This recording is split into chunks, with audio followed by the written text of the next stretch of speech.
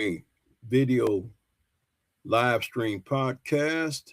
And some kind of way, I don't have my guest screen up here, but we're going to still go on with it because I think I can still hear her. She, she is a member of the Lady Panthers Derby High School basketball team. She impressed me the first time I seen her play as a freshman. All right, as a freshman. It was a game that they lost, but I was still impressed because she was still in lead mode. Defensive tenacity helped that team get all the way to the state finals. Unfazed by Kansas Gatorade Player of the Year, Jalea Davis, unfazed none whatsoever. A vital part of this year's team that's standing at like 17 and 3, 18 and 3, something like that. She is my guest. She is a sophomore this year. Her name is Sienna Carter. And as her mom would say, put some respect on that name. Welcome to the show. I'm glad to have you. So let's talk about Miss Carter. Like I say, first game of the year last year, it was noticeable that two players I was expecting to be there. One was out of town for a family event. Another one decided not to play because of an injury. And I'm like, this team is shorthanded, but I'm looking at the roster construction, and the first person that caught my attention was this freshman, which was you.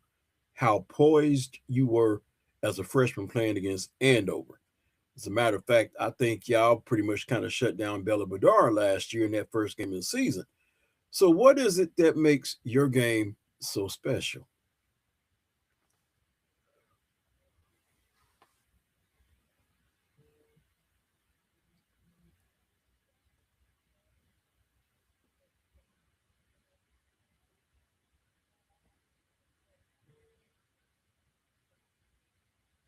Okay. And the one thing I notice about you, you could be an offensive juggernaut, but y'all have so many weapons on that team. But the thing that stands out about you the most that caught my attention, and I know it's a thing that Coach Chadwick preaches, is defense.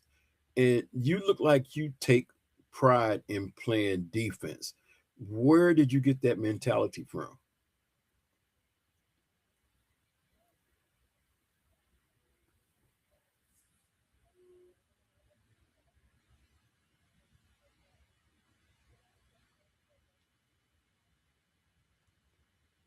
All right, that sounds like that makes a lot of sense.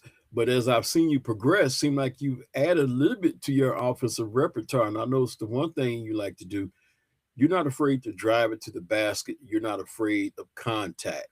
So I'm gonna ask this question: who are some of the players that, if you watch the game, which I know you probably do, whether it be on the male side or the female side, at the college level or the pro level, who are some people you say that you would pattern your game after on the defensive side and on the offensive side?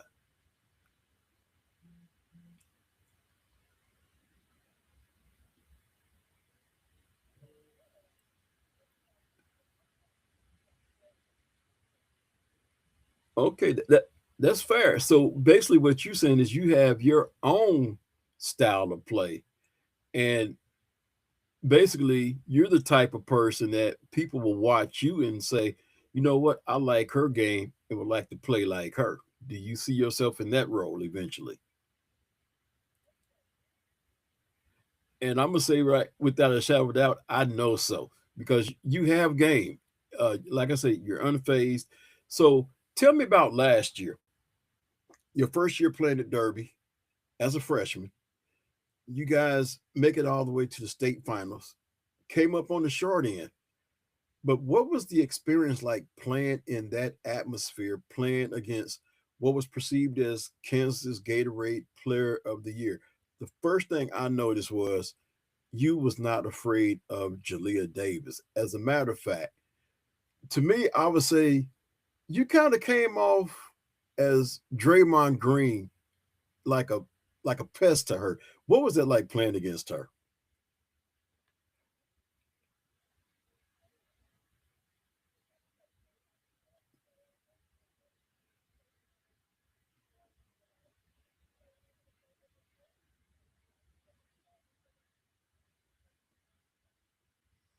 Absolutely. So, like I say, you have been impressive from the first time I seen you play because, like I say, the first last year when I seen you play in that game against Andover, and there was obviously you guys were shorthanded then, and I'm taking note of the roster, and I'm like, who is that? I get a roster sheet. I'm like, she's only a freshman. So for you, the sky is beyond the limit. With that being said, y'all still got a lot of basketball left to play. How far do you see this team going? Because y'all played some tough teams. Y'all got revenge on Andover, a game I was in attendance at. Y'all played in the G Wall ABCTL, and I noticed you guys been playing like 2 games back to back, sometimes 3 games in a row. Where do you see this team moving forward? Because you guys are on the road right now.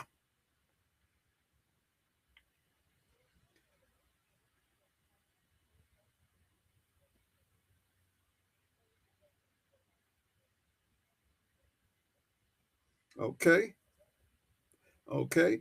Now you also played in some mid-season tournaments, and I believe it was the Air Capital tournament. You had the opportunity to play against Heights, and for some reason, over the last 2, 3 years since I've been following Derby, I've always wanted to see a Heights Derby matchup. Well, we had that. What was that experience like playing against a Heights team that is still currently undefeated? Is that a team that you guys wouldn't mind facing once again in the state tournament?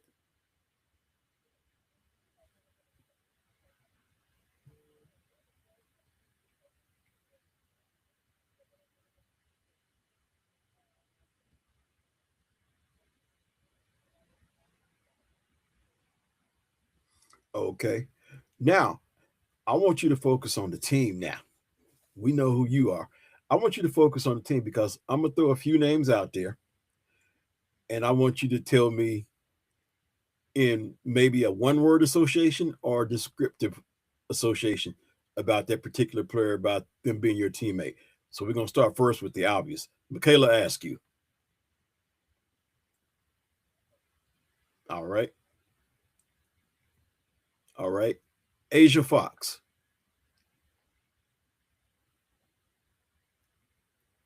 All right. Soraya Graham.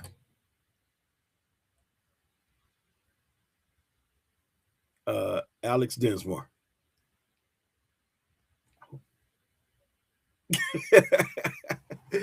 All right then. All right. Now I'm gonna really put you on the spot with this one right here. Coach Chad, my coach. All right then. All right then. Well, I want to say thank you for being on the show. I don't, like I said, for some reason, I don't know why the picture didn't stay up there, but at least we got your audio on here. So this will be heard on because we're streaming right now on YouTube as well as twitch.tv. I just wish your screen would have been up here, but we got your audio. And I want to say you are a great interview. And we look forward to more of these. And green is magic. And I'm gonna let you disconnect and enjoy the rest of your day. All right. All right. Thank you. Once again, my guest on the ride, Sienna Carter. And as her mom say, you better put some respect on that name. We have some more to get to as there were some games played last night. Once again, Derby came up victoriously as we would expect them to. I was actually on my way to a game last night and somehow I got my wires mixed up, ended up at the wrong location.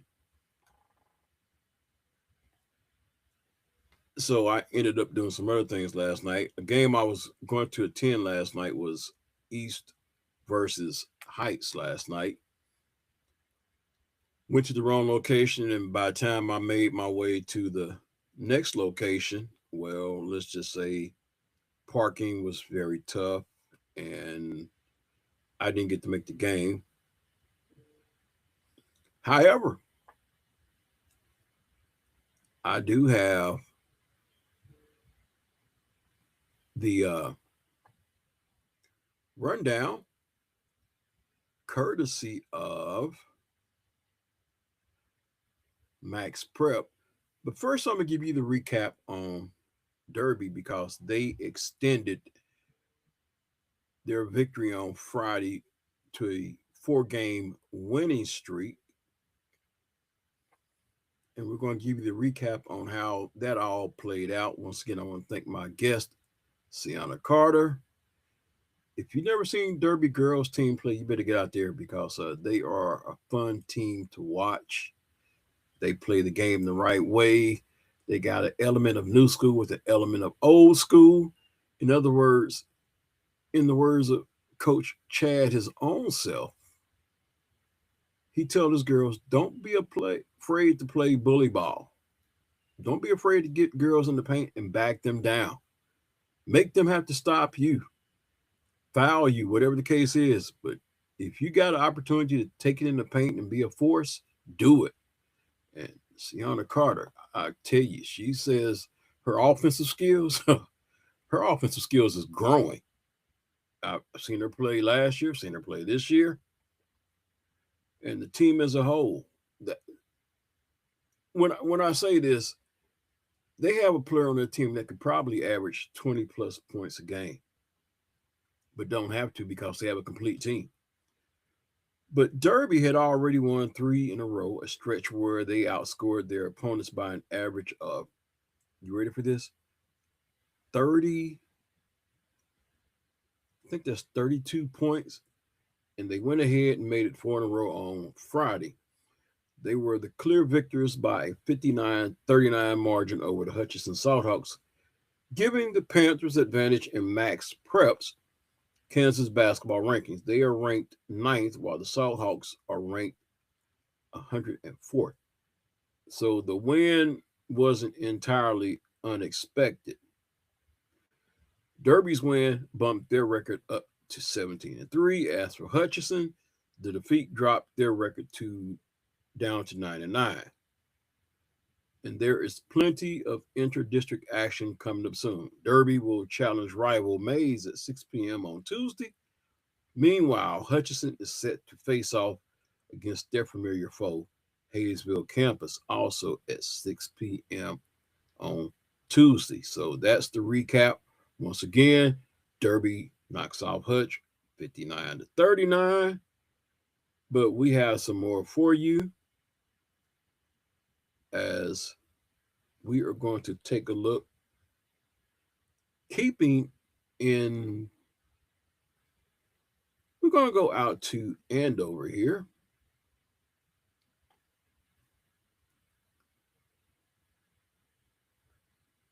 And see how Andover did last night. As Andover's win on Friday extends their winning streak to 8. So we're going to see how they did it. As the Andover Trojans, it was that inner city rival game, crosstown rival, as they took on the Andover Central Jaguars. Andover had already won 7 in a row, a stretch where they outscored their opponents by an average of 35.1 points. And they went ahead and made it 8 on Friday. They blew past the Andover Central Jaguars by the score of 59-29, giving the Trojans advantage in Max Prep's Kansas basketball rankings. They are ranked 2nd, while the Jaguars are ranked 79th. The win wasn't entirely unexpected. Andover's win jumped their record to 16-1, with their lone loss coming to their other rival. I believe that is beginning to be a rival. They lost that game to Derby. As for Andover Central, the loss snapped their winning streak at 3 games and leaves them at 11-9 record. Both squads will hit the road in the upcoming games as Andover will venture away from home to face off against Kansas City on Tuesday. As for Andover Central, they will head out to take on, I believe that is Salina South at 6 p.m. on Tuesday. So one team has, well, both teams have pretty good distance to travel, just that one will be going a little bit further than the other. Keeping this train rolling, looking at some other area games.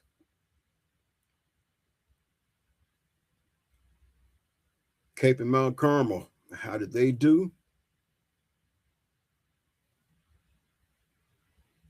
Well, all they did was pile on the points against West. Cape and Mount Carmel Crusaders versus the West High Pioneers. Of course, Cape and Mount Carmel had won 4 in a row, a stretch where they outscored their opponents by an average of 16.3 points, and they went ahead and made it 5 on Friday. They breezed past the West Pioneers to the tune of 54-15. The Crusaders have made a habit of sweeping their opponents off the court, having now won 11 contests by 20 points or more this season. Cape and Mount Carmel's wins bumped their record to 15-5. As for West, they're on an 18-game losing streak dating back to last season that has dropped them down to 0-17. Coincidentally, Cape and Mount Carmel and West will both be playing Northwest the next time they take the court. The Pioneers will host the Grizzlies on Tuesday, while the Crusaders will head out to face them on next Friday. So Capeland's girls are still piling up the victories. And now we take a look at the game I wanted to be at last night. We're going to look at both the Heights girls and Heights boys, as Heights is now 18-0 overall, 12-0 in district. And they took on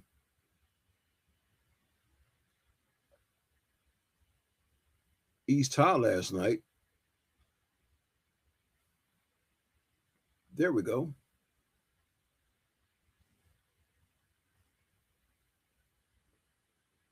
But there we go, right there.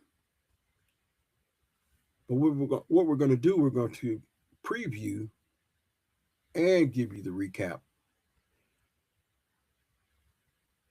So Heights' next game, they will be taking on Bishop Carroll. The Heights Falcons will challenge the Bishop Carroll Golden Eagles 6 p.m. on Tuesday. Heights is currently enjoying a perfect season and no doubt wants to keep things rolling. Heights is headed into the game after thoroughly thrashing East. They outscored them in every quarter. The Falcons came out on top against the Aces by a score of 57-47 on Friday. Meanwhile, Bishop Carroll made easy work of Northwest on Friday and carried off a 54-31 win. The Golden Eagles have made a habit of sweeping their opponents off the court, having now won 7 matchups by 20 points or more this season. Heights' victory, however, bumped their record up to 18-0. As for Bishop Carroll, their win bumped their record up to 12-6. Everything went Heights' way against Bishop Carroll in their previous meeting back in January, as Heights made off with a 66-44 victory. Do the Falcons have another victory up their sleeve, or will the Golden Eagles turn the tables on them? We'll have the answers soon enough after Tuesday night. Once again, Bishop Carroll 12-6, going up against Heights 18-0. That game will be on Tuesday. So it's a game that you will definitely want to be there. And by the way this is looking, I believe this game might be at Heights. So I'm thinking maybe some kind of way I'll find a way to be there since I missed this last game.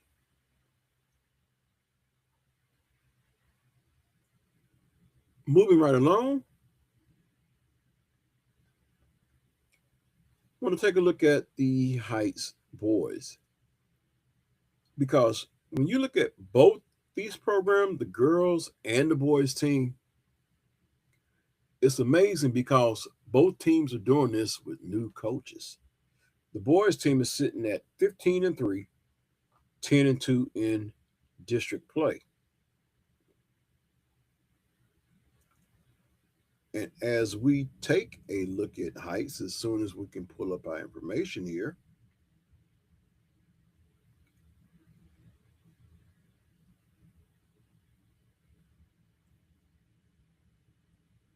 we're going to preview and also give you the recap on how things panned out with them last night as well too.